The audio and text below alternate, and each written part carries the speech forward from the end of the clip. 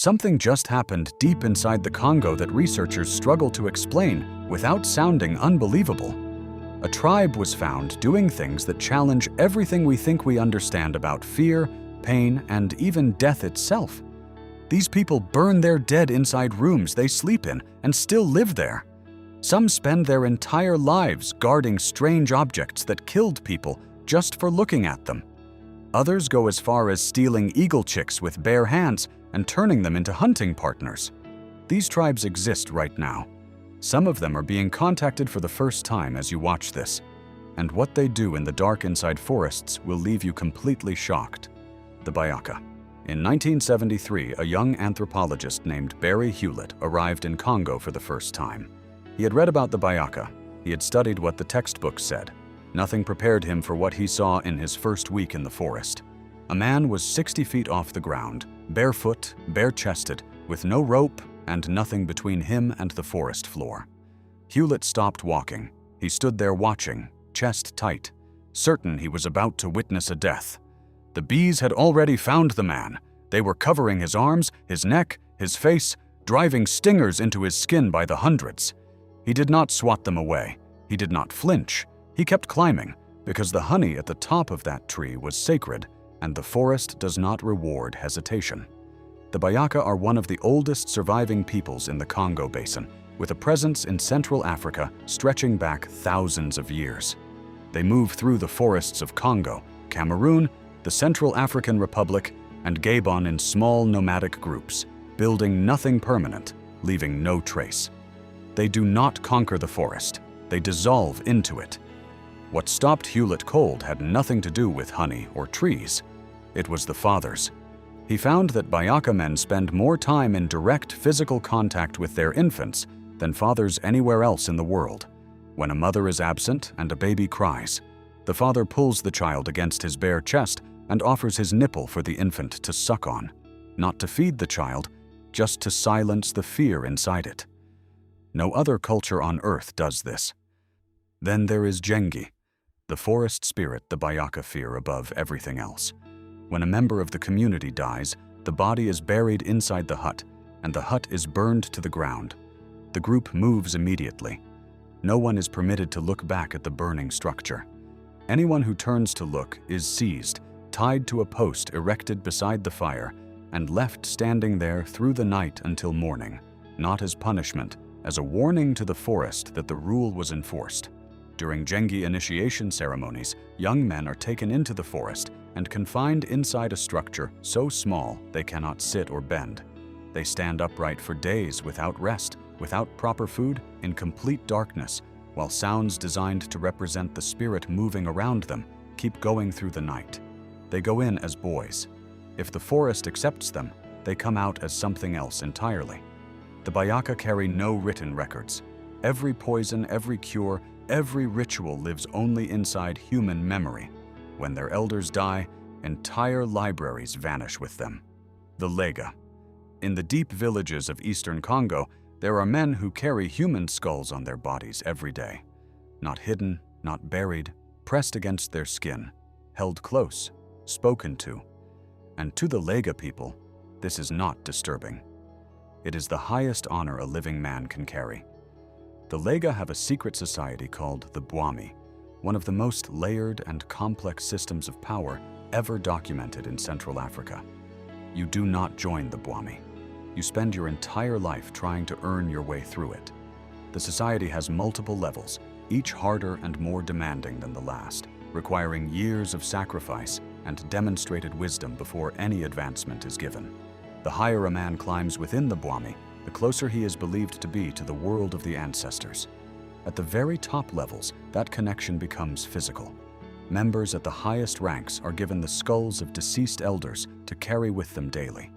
These skulls are not symbols.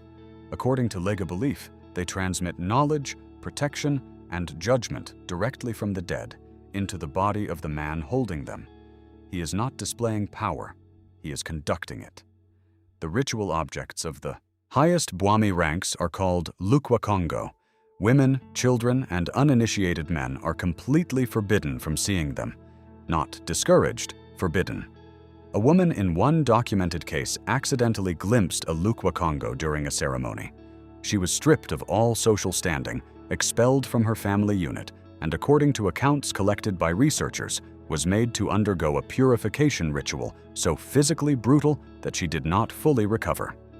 The boundary between the initiated and uninitiated is not a social line. It is treated as the line between the living and the permanently condemned. Belgian colonial authorities recognized that the Bwami held more real power over Lega communities than any external government ever could. They spent years trying to dismantle it and failed completely. Western collectors then moved in and stripped villages of their ritual objects, dismantling the spiritual structure of entire communities overnight. The Bwami still operates, initiations still happen, and right now in eastern Congo, there are men carrying the skulls of their ancestors against their skin, walking through the world with the dead pressed against their bodies and finding nothing unusual about it at all. The Kazakh eagle hunters. Before a Kazakh child is old enough to hunt, they are already learning how to hold a golden eagle. Golden eagles with wingspans wider than a grown man is tall, talons built to crush bone without effort. The child is placed in front of the bird. They are not shielded from it. The parents watch and they do not intervene because they went through the same thing. Their parents went through the same thing for over 4,000 years. This is how it has begun. Falls happen. Lacerations from talons happen. A child gets thrown from a horse during training, and the parents help them back up and put them back on. There is no discussion about whether to continue. Injury is not a reason to stop. It is confirmation that the training is real and that the child is being prepared for something real. The Kazakh eagle hunters, known as Berkutchi, have practiced this tradition across the frozen steppes of western Mongolia, where temperatures collapse to -40 degrees and the wind strips the skin raw. Golden eagles are used to hunt foxes, rabbits, and wolves across open terrain, and the process of building that partnership is brutal from the very first moment. The hunter climbs into a cliffside nest hundreds of feet above the ground, reaches in while the parent birds attack, and takes a chick by hand. That is how it begins. The chick is then kept awake for days, not hours, days. It is carried constantly on the hunter's arm, spoken to, fed only by hand, deprived of sleep until it begins to accept the hunter as the only source of safety and food in its world. This process takes months before the bird is considered anywhere near ready to hunt. A fully trained hunting eagle exerts over 400 pounds of pressure per square inch through its talons. When it catches prey, it does not retrieve it. It drives it into the frozen ground and holds it there motionless until the hunter arrives to finish the kill. For centuries, this tradition was entirely male. Then, girls began competing and began winning. At the annual Golden Eagle Festival, female hunters have outperformed male competitors repeatedly, and the tradition has not collapsed around it. It has grown stronger. After years of hunting together, the hunter releases the eagle back into the wild and walks away with nothing. No trophy, no replacement bird, just the memory of what was built and deliberately let go. In a place this brutal, that kind of discipline is not romantic. It is the whole point. The ache. When researchers asked one of the most respected anthropologists who had spent time with the ache what they were like, his answer was immediate and unqualified. He said, "This is exactly how humans lived 30,000 years ago. Not similar, not close. Exactly." He had watched them move, hunt, divide food, and make decisions. And what he saw was not a remnant of something old. It was the thing itself, still running, still intact. As recently as the mid-20th century, there were people living in the forests of eastern Paraguay in a way almost identical to how humans lived 30,000 years ago. No villages, no farming, no stored food, small groups moving silently through dense jungle, hunting everything they needed and disappearing before the forest even registered. They had been there. The ache were studied intensely by anthropologists because they were the closest living window into how prehistoric humans actually operated. Researchers who spent extended time with them came back fundamentally unsettled by what they had witnessed. Ache hunters moved in small groups and communicated almost entirely through hand signals while tracking prey. No talking? No unnecessary movement. The level of coordinated silence they maintained was compared directly by researchers to what fossil evidence suggests about hunting groups from tens of thousands of years ago. Every animal caught was divided equally. The hunter who made the kill received the same portion as the oldest member of the group and the youngest child. Nobody accumulated more. Nobody went without. This was not generosity. It was the system, and it had worked without modification for thousands of years. Their knowledge of the forest was not expertise. It was something closer to instinct built over generations. They knew which trees held fruit in dry season, where honey was hidden, how to track a monkey silently through the upper canopy for hours, and how to treat a deep wound using only what was growing within reach. All of it lived in memory alone. Nothing was written down. Nothing was drawn. Everything existed only as long as the people who carried it stayed alive. When contact with the outside world finally came and the ache were pushed towards settled life, something broke inside the community that researchers watched happen in real time. Men who had spent their lives as the most capable hunters in the forest found themselves completely unable to function inside a society built on individual competition, private ownership, and permanent settlement. The disorientation was total, and it was documented in detail. The elders still teach tracking and archery. The stories are still told, but the forest those stories describe is almost gone, and the people who knew it best are running out of time to pass on what they know. The Azande. In Azande society, nothing bad happens by accident. Not one single thing. If a man dies suddenly, something caused it.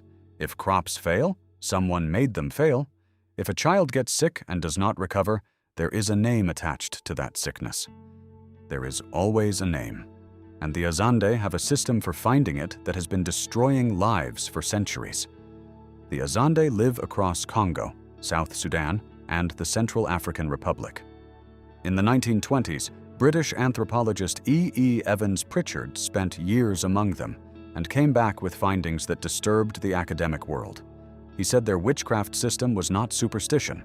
It was internally logical, carefully structured, and more coherent than most outsiders were willing to accept. He did not say this from a distance. He watched it at work. On one occasion, a man in the community reported that something had been stolen from his home. No witness, no evidence, no confession. In any other society, the matter would likely go unresolved. Among the Azande, it did not. A diviner was consulted. The rubbing board oracle was brought out, a small wooden instrument carved and treated with medicine that operates by sliding one piece of wood across another. A name was proposed. The oracle was asked whether this man was the thief. The wood stuck. That was the answer. The verdict was delivered to the community before the accused had any idea a question had even been asked about him. Evans Pritchard watched the man's face when he was told. He watched the community's reaction. Nobody questioned the method. Nobody asked for further evidence. The oracle had spoken, and that was the end of it.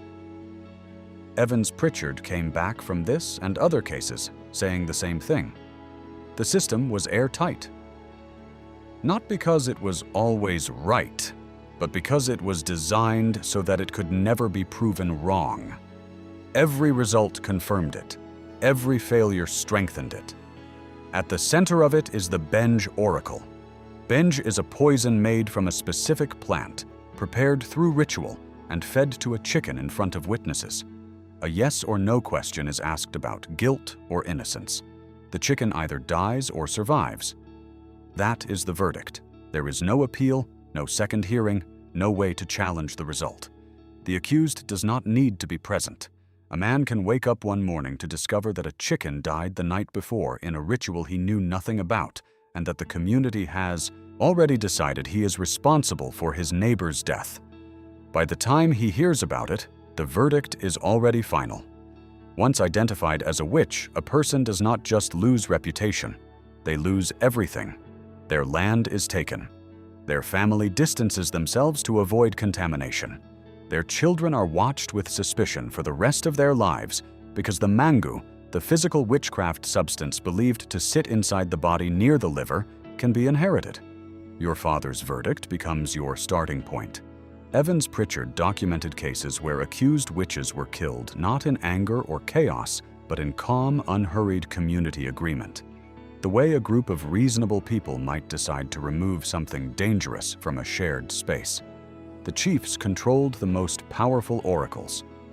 That one fact explains everything. Witchcraft accusations were not just spiritual matters, they were the most effective political weapon available, and the people at the top used them without hesitation to remove anyone who threatened their position. The oracle never failed, and if it ever appeared to, there was always a ready explanation. Another witch had corrupted the poison. The answer was still right. It was just being interfered with. There was no version of events in which the system could be wrong, and that is exactly what made it so devastating. The Mbuti. When someone dies in an Mbuti camp, the body does not leave the hut. It is buried right there inside the same walls where the person slept and lived. Then the hut is set on fire. Before the ashes cool, the entire group is gone. They do not look back. They do not return, ever. The Mbuti are one of the oldest peoples of the Ituri rainforest in Congo, among the shortest populations on Earth, most adults standing just over 4 feet tall. But they move through one of the densest and most dangerous forests on the planet like they were born inside it, because they were. They do not farm, they do not keep animals, they hunt with nets, gather plants, and read the forest entirely through sound. A specific bird call tells them something is wrong. A branch snapping in a certain direction tells them which animal just moved and how far away it is. The forest speaks to them in a language no outsider has ever fully learned.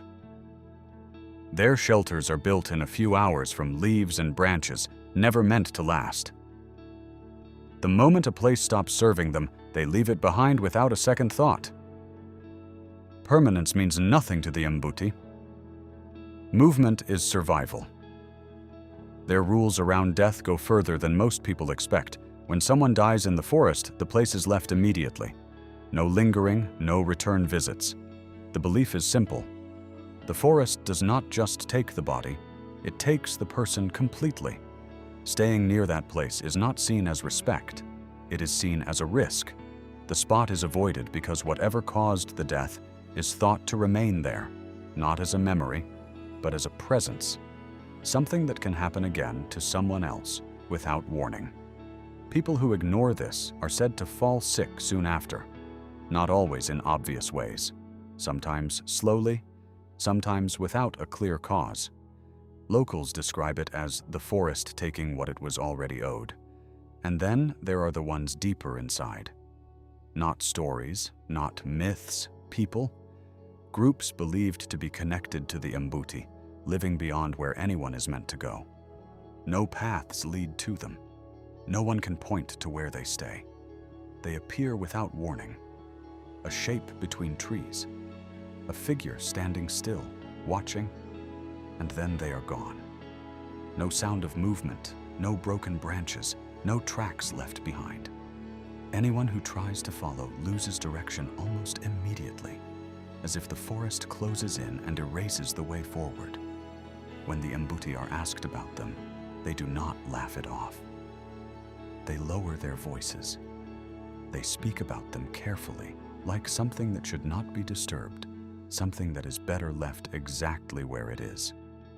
The San. The San people of southern Africa have been living in the Kalahari Desert for at least 70,000 years. Agriculture was invented 12,000 years ago. Writing is 5,000 years old. The San were already fully formed, already hunting, already surviving in one of the most punishing places on Earth, long before any of that existed. They are not a remnant of the past. They are the longest continuously running human culture on the planet. Their hunting method is not fast. It is not aggressive in the way most people imagine. It is something far more unsettling. A San hunter fires a single small arrow into an animal and then follows it for days across terrain that has killed trained and equipped explorers, covering over 30 miles in a single pursuit, reading crushed grass and disturbed sand and the specific shape of a hoofprint in dry earth until the animal's body finally shuts down from the poison spreading through its blood. That poison is harvested from the larvae of the Diamphidia beetle. It is applied to the arrow tip in a thin coating and works by breaking apart red blood cells from the inside. A scratch is enough to start the process. There is no antidote anywhere in the world. The hunter does not rush the animal. He follows it patiently, reads its decline in the tracks it leaves, and waits for the moment it stops. Water in the Kalahari is buried underground in ostrich eggs, cached at locations that exist only inside human memory. These locations are passed down verbally from parent to child across generations.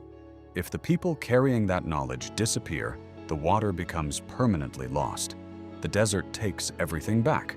Their click language uses sounds produced at multiple points inside the mouth simultaneously, sounds that exist in no other language on Earth. Linguists have classified it as one of the most complex phonetic systems ever documented.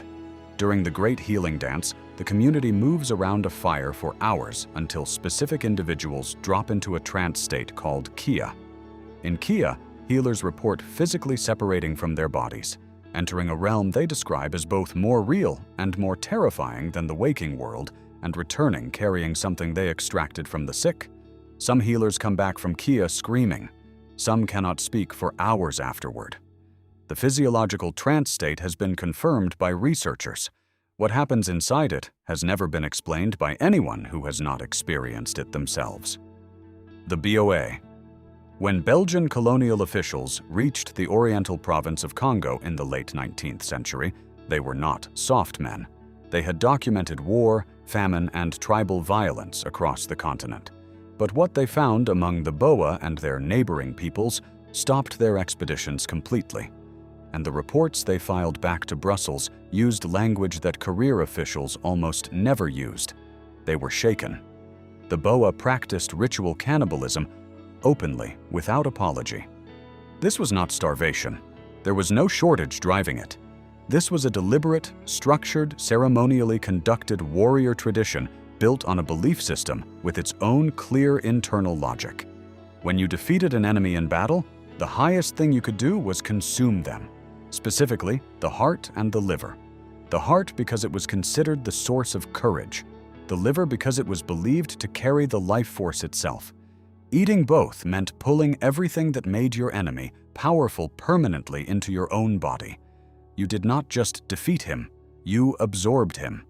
Captives taken in warfare were not simply killed and eaten. The process was ceremonial. It was conducted in front of the community. It followed specific rules about sequence, participation, and purpose. Colonial records, missionary accounts, and early anthropological field reports all document this consistently and in detail. The skulls of consumed enemies were kept afterward and displayed inside homes. Before future battles, warriors would sit with these skulls and consult them, treating them as concentrations of captured power that grew stronger with every victory added to them. Status within the community was directly measured by the number of skulls a warrior had accumulated. What the colonial officials could not process, and what comes through in their reports with unmistakable discomfort, was the total absence of shame. Nobody lowered their voice. Nobody presented it as something unfortunate or necessary. It was a tradition discussed with the same openness and pride that any culture uses when speaking about the things it considers honorable. The colonial response was not measured. Villages were burned. Communities were destroyed. The force used to suppress the practice was, by the evidence of the same official documents that recorded it, responsible for far more deaths than the practice it was targeting. For the Boa, eating a defeated enemy was not a violation of his dignity. In the framework they had lived inside for generations. It was the deepest acknowledgement of it. You consumed what you respected most. The Tarahumara. Inside a canyon system 4 times larger than the Grand Canyon and far less mapped, there are people who run 100 miles through mountain terrain without stopping. They wear sandals cut from old car tires. They eat dried corn, beans, and chia seeds. When they finish, they are not destroyed. They are standing upright and ready to go again. The Raramuri, whose name means those who run fast, are the Tarahumara people of northern Mexico's Sierra Madre Mountains. Running is not sport or recreation for them. It is the architecture of how their society functions. The villages across the Copper Canyon are separated by terrain so steep and distances so vast that running is the only reliable way to communicate, trade, and maintain connection between communities. It has been this way for as long as anyone can trace. Children begin running before they are taught anything else. Community games involve kicking a wooden ball ahead and chasing it for miles across jagged mountain trails, starting from the age they can walk steadily. By the time a Raramuri child becomes an adult, they have already covered distances that professional endurance athletes spend entire careers trying to reach, and they have done it without a single piece of specialized equipment. Their diet would alarm any modern nutritionist: corn, beans, chia seeds, and water. No supplements, no recovery food, no strategic eating windows. Exercise scientists studying the Raramuri have publicly struggled to explain how the physical output they produce is physiologically possible on that intake. The data does not match what sports science would predict. In the 1990s, Raramuri runners entered competitive ultramarathons for the first time. They arrived in tire sandals and ordinary clothing. They finished at the top against athletes in gear costing thousands of dollars. The professional running world has not fully known what to do with that information since. Their ceremonial races, called Rara Jipari, run for up to 48 hours continuously across mountain terrain. These are not athletic competitions. They are religious events tied to agricultural cycles and community survival. Runners have been documented continuing through injuries that would end any professional athlete's race, because stopping is not culturally framed as an option. What the outside world has never successfully replicated is not their endurance. It is the fact that their endurance is not separate from their life. It is their life, built into every day from birth, and you cannot extract it and transplant it somewhere else. The Komo. There are men in certain villages across Congo who have spent their entire lives maintaining something most people will never be permitted to see. They were cut open to enter the society that gave them this responsibility. The scars on their bodies are not decorative, they are binding, and the objects they tend have been accumulating power by their reckoning, since before anyone currently alive was born. The Komo is a secret initiation society with presence across Congo and parts of Mali. Membership is entirely male. Its internal structure has never been fully documented by any outside researcher, not because access was never attempted, but because the society has historically responded to unauthorized proximity with consequences that ended the attempt permanently. To enter the Komo, a man is scarified. Specific patterns are cut into his skin in a process that is not quick and is not meant to be painless.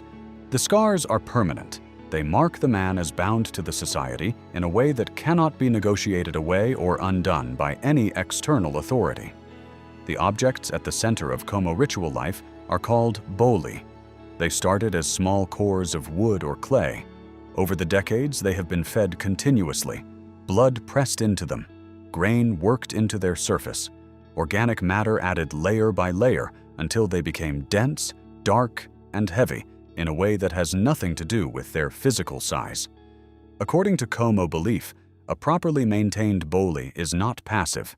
It has specific needs. It has specific capabilities. It can protect or destroy depending entirely on the knowledge and intention of the person directing it. Documented accounts collected by researchers describe men who inherited boli without initiation becoming severely ill within days of taking possession of them. Several did not recover. According to the Komo people, these objects are not representations of power. They are power, and an uninitiated person who looks directly at one will not survive the experience. The knowledge of how to manage a boli safely exists only inside the initiated. It is transmitted through the initiation process and nowhere else. A man without that knowledge in proximity to an active boli is, by every account available, in immediate danger from the object itself. French and Belgian colonial administrators identified the Komo in their official reports as the single greatest obstacle to establishing control in affected territories. The society crossed village boundaries, crossed ethnic lines, and created loyalty networks that no colonial structure could penetrate or replicate. Decades of attempts to suppress it produced nothing. The Komo still operates. The Boli still exist right now in specific locations across Congo. There are objects that have been accumulating blood and matter since before anyone currently alive was born. The men who tend them know precisely what they are doing. Everyone else is not permitted to know anything at all. The Sami. Above the Arctic Circle, the sun does not rise for weeks during winter. The land becomes a flat white silence, stretching hundreds of miles in every direction. Researchers and explorers who have entered this environment unprepared have documented complete psychological collapse within weeks. The isolation does things to the human mind that are not easily reversed. The Sami have been living in this environment for over 10,000 years, and for most of that time, the world around them has been actively trying to make them disappear. The Sami are the only indigenous people officially recognized in Europe, living across Norway, Sweden, Finland, and the Kola Peninsula of Russia. What they have survived to still be here is not a quiet story. It is one of the most sustained and deliberately cruel cultural erasure campaigns in modern European history, carried out not by ancient conquerors, but by 20th century democratic governments. For most of the 19th and 20th centuries, Norway, Sweden, and Finland ran coordinated state programs specifically designed to destroy Sami identity. Sami children were taken from their families and placed in residential institutions where speaking their language resulted in physical punishment. They were beaten for saying words their parents had taught them. Traditional clothing was banned in public. Practicing their customs was treated as a criminal matter. These were not rogue actions.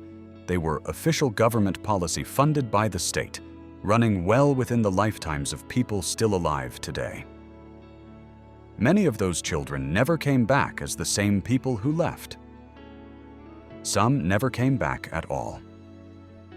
The Sami language survived, the reindeer herding survived, the yoik, their vocal tradition in which a song does not describe a person but becomes them, carrying their identity forward even after death, survived. The gakti, their traditional clothing that functions as a complete information system communicating family, region, and community status to anyone who can read it, survived. But the land is still being taken. Mining companies and wind energy developers are currently pushing onto ancestral Sami grazing territory. The legal battles have reached international courts. The governments that spent the last 2 centuries trying to erase the Sami through cultural force are now trying to finish the process through infrastructure and resource extraction. 10,000 years of survival, and the fight is still not over.